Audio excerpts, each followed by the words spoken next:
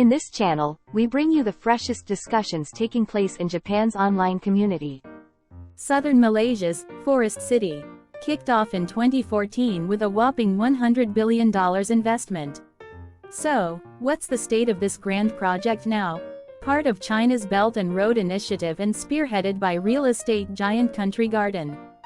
This project has been tossed around by the Chinese real estate bubble burst, the COVID-19 pandemic, and political turmoil. Now, it's home to just 9,000 residents.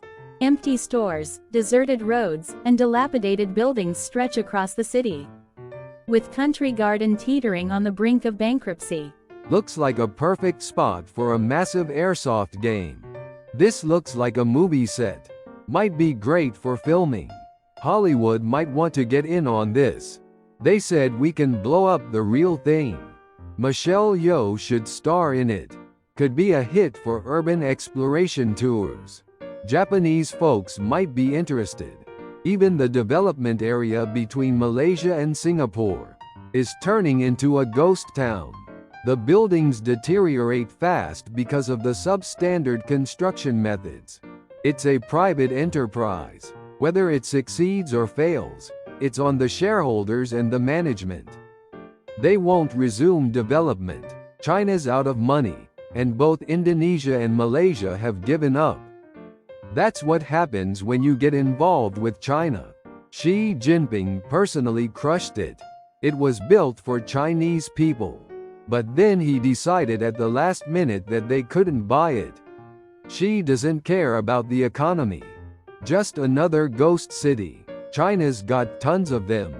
It's got that classic abandoned look. Apparently, it was built to accommodate 100,000 people.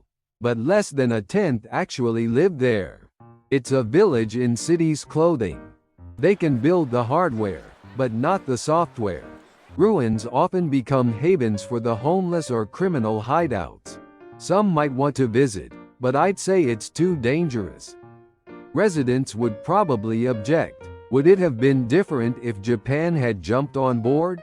Let's thoroughly review the plan. Japan responded. Buildings deteriorate fast if no one lives in them. It'll turn into a post-apocalyptic wasteland soon. Malaysia's got tons of green space. Growing plants inside buildings is just bad taste. Latest footage shows it's barely maintained. They turned it into a duty-free zone. So maybe the Malaysian government is trying hard. Some tourist shops are still barely open. But there's no people. The utility and maintenance costs are surely putting them in the red. Let's turn it into a skate park. Though, there'd be tons of mosquitoes. Is this the future of Tokyo's recent high-rise apartments? China's plans are always like this. Grand visions but no follow-through. It's not just their capability, their visions are flawed. There's no concept of marketing. Otherwise, they wouldn't build so many high-rises, with several times the population's needs.